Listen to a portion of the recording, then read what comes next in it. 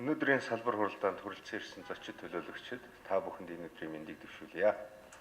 Монгол улсын ерөнхийлөгч үндэсний аюулгүй байдлын зөвлөлийн тэргүүн Баттулгын санаачлагаар агаарын бохирдлыг бууруулах, түлэрлийг сааруулах шийдлийг хамтран хэлэлцэх, шаардлагатай арга хэмжээний санал зөвлөмжийг боловсруулж, шийдвэрлэх зорилготой агаарын бохирдлыг бууруулах үндэсний чуулганыг 2017 оны 10 дугаар сарын 23-ны өдөр Төрийн ордны их танхим зохион байгуулах гэж байна.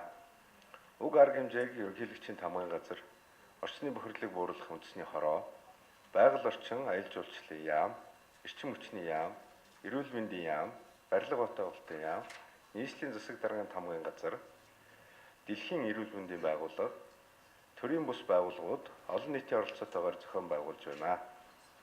Чуулганы хүрээнд гэр хороодод үүсэх агаарын бохирдол түүнийг шийдвэрлэх арга зам, тээврийн хэрэгсэл орчны бохирдлоос үүсч буй агаарын бохирдол түүнийг шийдвэрлэх арга зам, төвлөрлийг сааруулах, түүнийг шийдвэрлэх арга зам, сэдвт 3 салбар хуралдаануудыг зохион байгуулахаар төлөвлөсөн байна.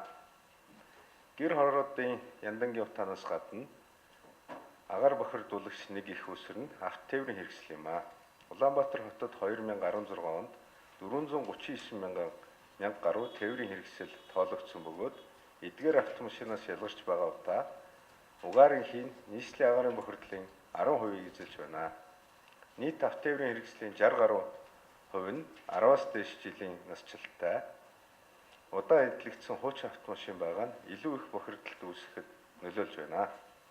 2017 оны байдлаар Улаанбаатар хотод 380 мянга орчим өрх амьдардгаас 210 мянга орчим өрх инженерийн төвлөрсөн шугам сүлжээнд холбогдоогүй гэр хороодод амьдарч байгаагаас шалтгаалж муу усны цооног, бие засах газар, ил задгаа хаях хог хаягдлын тоо хэмжээ төдий хэмжээгээр нэмэгдэж хотын агаар хөрс усны бохирдлыг ихсгэх гол хүчин зүйл болж байна.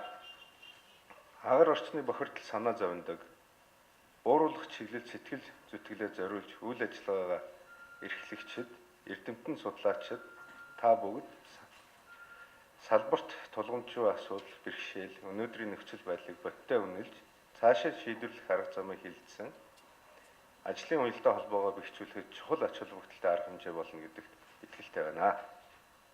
Өнөөдрийн салбар хуралдааныг хамтран зохион байгуулж байгаа зам тээврийн хөгжлийн яам, мэргэжлийн хяналтын ерөнхий газар, Улаанбаатар хотын захирагчийн ажлын алба, нийслэлийн тээврийн газар, нийгмийн эрүүл мэндийн үндэсний төв, цаг уур, орчны шинжилгээний газар, төрийн бус байгууллагуудын төлөөлөл, эрдэмтэн судлаачдад талархал илэрхийлье.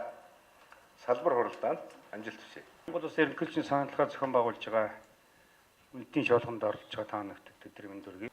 Нэг гаш хэлмэстэй 18 сая шоо метр агаар цэвэршүүлдэггүй бидний тарьсан 4208 мод бол 8 гаям байна. Ингээд 144 сая одоо шоо метр агарыг цэвэршүүлэх чадaltaй болж байна гэж ингэж хэлж байгаа. За энэ бол ингээ харьцуулсан юм одоо бид нэр.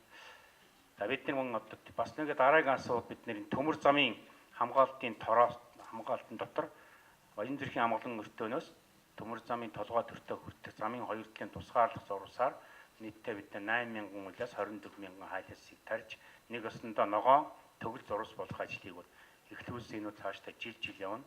Зүүрлүүд Улаанбаатар хотын сэлэн гөнгөрөөд Оросын наавш ороход битүү ногоон хэрмээр явдаг шиг төмөр замын юм хамгаалтын бүс дагуу юм ногоон бүс болно. Энэ бол Улаанбаатар хотын агаарын зэгшт нөлөөлнө гэж. За 16 17 ногоон байгууллагын жоохон тоолго хийсэн. Ингээд энэ дээр зүйлэг, шилэнт мод, бодсоог, навчт мод, ургамлын хачлалтын тоог гэж харьцуулсан.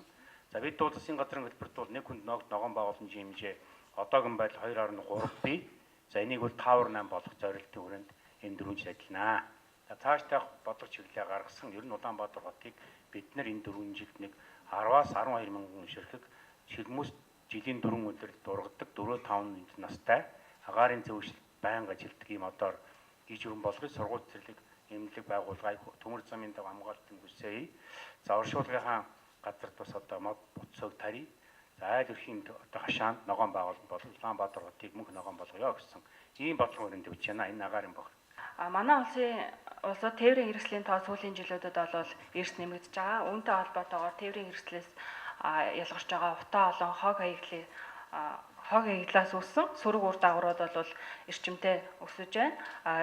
Энэ бол тээврийн хэрэгслээс ялгарч байгаа утааны хэмжээ бол агаарын бохирлын 10 орчим хувийг одоо эзэлж байна гэсэн судлаачдын дүгнэлтээс бол харж болох юм. Иймээс одоо агаарын бохирлыг бууруулах, мөн хог аяглыг бууруулах ажлын хүрээнд мөрдөгж байгаа хог аяглын тухай хууль, агаарын орчныг бохирлуулах үндэсний хөтөлбөр болон манай хүчин төвлөрөн мөрдөгж байгаа стандартуудыг хүрээнд арга хэмжээ авч ажиллаж байна. Мөн манайхаас цаашид зам тээврийн салбарын хог аяглалын менежментийн төлөвлөгөөг баталгуулахаар одоо төслийг боловсруулж байна. Мөн арт тээврийн хэрэгслээс ялгарх хог аяглалын хэмжээг тооцох судалгаа хийж норматив боловсруулахаар мөн норматив боловсруулах ажлыг эхлүүлсэн. Ашиглалтаас гарсан аккумулятор батарейг дахин боловсруулах үйлдвэрлэл, хадгалах цуглуулгатай холбоотой мөн эрх зүйн баримт бичгийг боловсруулахаар ажлуудыг эхлүүлээд байна.